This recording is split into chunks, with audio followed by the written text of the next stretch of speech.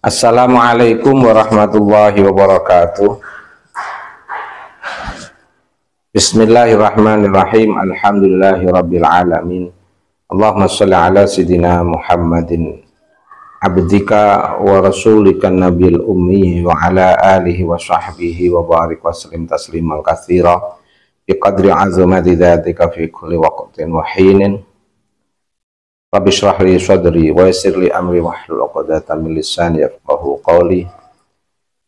Raditu billahi rabba wa bil islami dina wa bi Muhammadin nabiyya wa rasula. Rabbi zidni ilma warzuqni fahma wasi' fi rizqi wa barik li fi ma razaqtani waj'alni mahbuban fi qulubi ibadika waj'alni wajihan fid dunya wal akhirah wa minal muqarrabin. Ya katsiran nawal wa ya hasanal fi'al wa ya qa'iman bila zawal wa ya mubdi'an bila mithal falakal hamdu wal minnatu wasyarafu ala kulli hal. Alhamdulillahirabbil alamin. Allah telah menunjukkan kepada kita semuanya, memberikan pengetahuan yang terang benderang terkait dengan perkembangan diskursus nasab yang saya kira warga Nahdliyin dan umat Islam di Indonesia akan semakin mudah memahami dan mengakses informasi terkait dengan keberadaan habaib min Ba'alwi di Indonesia. Sudah tidak menjadi rahasia lagi. Sebagian besar habaib di Indonesia itu adalah Syiah. Yang tidak Syiah mungkin yang belajar dengan kiai-kiai pesantren, atau mungkin yang tidak memiliki akses secara langsung dengan komunitas besar habaib. Setidaknya para habaib yang menjadi elit di negeri ini, yang kebetulan telah menjadi public figure atau yang telah memainkan sistem sosial yang di 10 tahun terakhir semakin menampakkan hegemoni mereka dan program-program melalui ilmu pengetahuan untuk membangun relasi kuasa yang tidak seimbang. Ala kulli hal, kesiahan para habaib di Indonesia ini sudah bisa dilihat dari basis keilmuan yang terkait dengan ketokohan yang sekarang ini sudah berani terus terang-terangan siapa mujtahid mutlak mereka. Ternyata ada mujtahid mutlak selain madzhabul arba'ah. Tentu tidak menutup kemungkinan di era madzhabul arba'ah itu banyak ahli fikih. Ya, tapi yang terverifikasi itu adalah mazhab 4. Dan mereka itulah yang kita kenal sebagai mujtahid mutlak.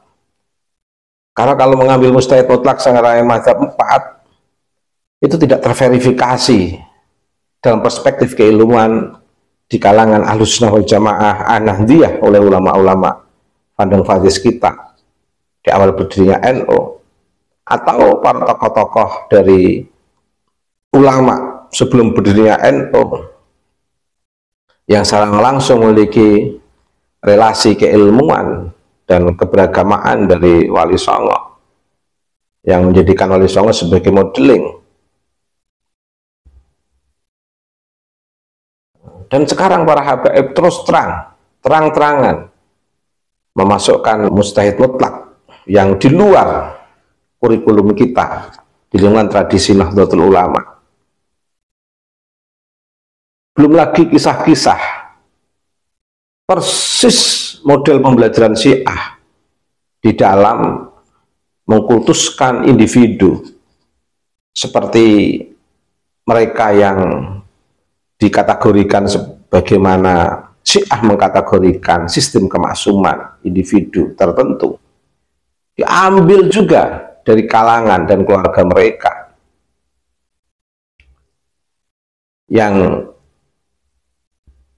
boleh jadi karena memang ta'assub kepada keluarga, boleh jadi ada komunitas yang dari keluarga yang sebenarnya bukan keluarga Nabi, tapi mengambil ikon dari terminologi Ahlul Bait, dan yang jadikan imam adalah mereka yang memiliki jalur kenasabah dengan Ahlul Bait. Ikon yang diambil adalah Ahlul Bait. Bisa jadi komunitas Syiah ini adalah mengambil ikon Ahlul Bait, tapi sebenarnya mereka adalah orang-orang yang tidak ada hubungannya langsung dengan Ahlul Bait, hanya untuk mengambil ikon. Ternyata banyak dari kalangan Ba'alwi yang notabene mereka diketahui sebagian dari kalangan Syiah, bahkan sebagian besar dari kalangan Syiah, haplogrupnya bukan haplogrup Quraisy. Dari perkembangan ilmu pengetahuan, akhirnya nampak Allah membuka siapa sebenarnya Ahlul Bait dan keturunannya itu, dan siapa yang memainkan politik kehendak kuasa atas nama Ahlul Bait dan keluarganya. Sekarang ini banyak di Indonesia Habib-habib ketika dicek DNA-nya tidak memiliki DNA yang memiliki asal-usul satu komunitas Quraisy atau yang langsung tersambung ke Nabi Mustafa Muhammad SAW. Quraisy saja tidak. Bagaimana mungkin bisa tersambung kepada Nabi Mustafa Muhammad SAW? Tapi mereka menggunakan istilah Ahlul Bait. Bisa jadi itulah yang disebut distorsi, yang sengaja dilakukan oleh kelompok-kelompok Syiah untuk menghancurkan Islam, mengambil ikon yang paling berwibawa, yang paling bermakna dari gerakan Islam ini, dari umat Islam, sehingga mereka bisa memainkan atas nama Ahlul Bait dan keluarga Nabi. Sekarang ketahuan, ternyata dalam posisi terjepit terkait dengan kenasaban habaib, dalam posisi seperti ini, akhirnya yang dari komunitas Syiah, komunitas besar Syiah Iran, turun gunung membela para habaib di Indonesia. Siapakah tokoh itu? Sayyid Mahdi Rojai. Turun gunung. Sayyid Mahdi Rojai, nasabah Iran, turun gunung. Tapi Allah Al-Khaliq, kalau sudah menjadi iradah Allah, mau dikemanakan? Kalau Allah sudah membuka jalan, memberikan titik terang, memberikan kejelasan terkait dengan sebuah perkembangan kondisi, realitas historis, keilmuan, dan hal-hal yang ditutupi oleh siapapun tidak akan bisa ditahan ketika Allah sudah membukanya. Allahumma la mani'a lima a'taita wa la mu'tiya lima mana'ta wa la radda lima qadaita wa la yanfa'u dzal jaddi minkal jaddu. Ketika Allah sudah melepas, tidak ada yang bisa menahan. Ketika Allah menahan, tidak ada yang bisa melepasnya. Betul-betul fenomena ini kita saksikan di depan mata kita. Ditutup serapat apapun tentang kenasaban habaib. Ketika mengalami titik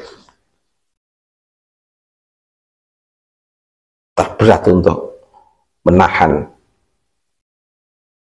era keterbukaan teknologi informasi ini tetap saja tidak bisa dibendung, dan akhirnya juga ulama Syiah turun gunung membela keluarga mereka yang ada di Indonesia hanya untuk memastikan habaib Masya Allah memunculkan sosok Kiai Haji Imaduddin Utsman untuk membongkar tembok besar yang dijaga oleh benteng pertahanan, tapi tetap saja tembok besar itu bisa runtuh dan roboh dengan tesis Kiai Imad, meskipun pada akhirnya juga menurunkan nasabah ulama besar Syiah untuk membela nasab habaib, tetap saja menjadi ketawaan warga Nahdien dan umat Islam ketika harus dibandingkan dengan tesis Kiai Imad. Ternyata pembelaan Mahdi Rojai pada akhirnya juga runtuh. Belum lagi pembelaan Mahdi Rojai ketika harus dibandingkan dengan hasil uji tes DNA. Pembelaan Mahdi Rojai ternyata dari hasil tes DNA, kajian filologi yang disampaikan oleh Prof. Manahem Ali, ternyata juga tidak bisa mempertahankan keakuratan kenasaban habaib, dan justru kehadiran Sayyid Mahdi Rojai, ulama Syiah, ulama besar Syiah yang membela habaib di Indonesia ini, memastikan memang habaib memiliki tradisi yang lebih dekat dengan Syiah dibandingkan dengan warga Nahdien di Nusantara ini. Salahkah itu? Manusiawi. Jika Mahdi Rojai memiliki ikatan kejiwaan, tega larane ora tega patine, meskipun jauh di sana dengan Iran dan Indonesia, tapi tidak tega juga untuk tidak turun gunung membela para habaib agar keluarga Syiah yang ada di Indonesia ini bisa lebih lama bisa bertakliyah, membohongi umat, menutupi kesyiahan, sehingga pelan-pelan pada saatnya tiba, ketika tidak segera ketahuan, masyarakat ini akan masuk dalam tradisi Syiah.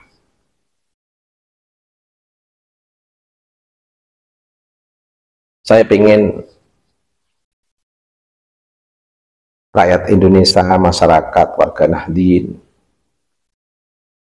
memahami betul bahwa yang dilakukan oleh Kiai Imaduddin Utsman ini untuk membuka hasanah, meluruskan sejarah, membangun eksistensi kita sebagai warga negara untuk tidak merasa rendah diri, inferior di hadapan para habaib, betul-betul membangun kesetaraan.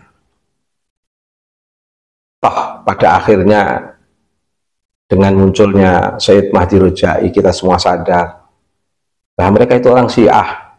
Ada yang Sunni dari habaib karena mungkin latar belakangnya, tapi pada hakikatnya mereka banyak yang Syiah yang harus kita waspadai.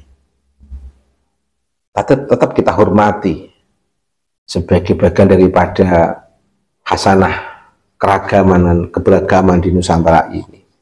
Tapi kita warga NU, umat Islam punya identitas sendiri. Ya, sebagai kekhasan dari hasanah pribumisasi Islam Wali Songo. Karenanya mari kita memahami diskursus nasab ini secara konkret, secara materi yang nampak, empiris, sehingga kita memahami keberadaan habaib tidak dalam pemahaman yang halu, yang imajinatif, yang berdasarkan doktrin-doktrin yang justru kontra dengan hasanah Islam Nusantara. Kita dibawa ke alam mimpi-mimpi para habaib. Bagaimana untuk mengetahui itu? Ikuti dialektika perkembangan pemikiran, ikuti dialektika dari realitas yang ada dari waktu ke waktu sejak kolonial Belanda hingga sekarang ini. Ikuti dialektikanya. Kita punya bangsa, kita punya keluarga besar, kita punya leluhur yang harus kita pertahankan semuanya untuk menjaga marwah dan martabat kita semua. Tentu kita akan menghormati siapa yang berbeda dengan kita, termasuk dari keluarga-keluarga habaib yang kita kenal dengan berawal dari imigrasi, dari yang bukan dari kita, tapi kita menghargai kalau sudah menjadi bagian daripada kita. Tapi kita harus tahu, nyawa pun dihalalkan melalui sebuah fatwa di era kolonial. Tidak peduli kealiman dari ulama mereka, tapi kalau pada akhirnya menghalalkan darah para pejuang-pejuang negeri ini, haruskah kita percaya? Kita harus rasional dan logik memahami perkembangan sejarah para habaib. Misalnya ada pertanyaan, tapi di catatan beberapa ulama di beberapa kitab menyebutkan sanad keilmuan dari para habaib. Ya, itu kalau benar. Kalau tidak, darah aja mereka halalkan, apalagi catatan kemanusiaan aja mereka abaikan, apalagi catatan.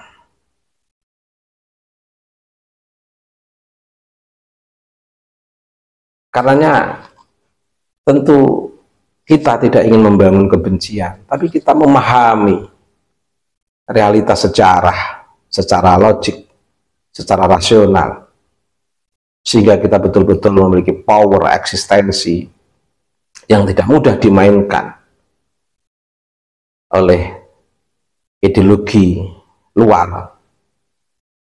Para habaib di negeri ini membawa ideologi luar, bukan ideologi bangsa kita. Core value dari luar, bukan core value dari Nusantara.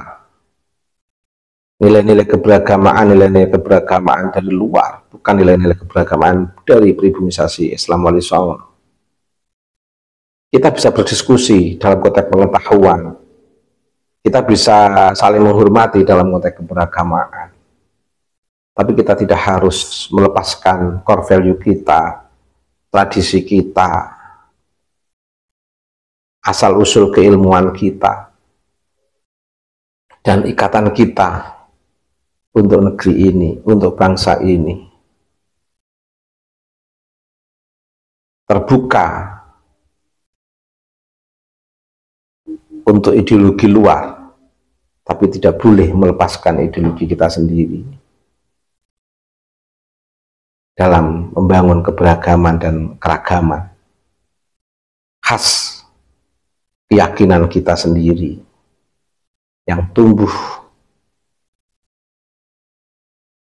di negeri kita melalui proses pemahaman panjang keberagamaan para luhur yang membentuk dalam hasanah kita sekarang ini.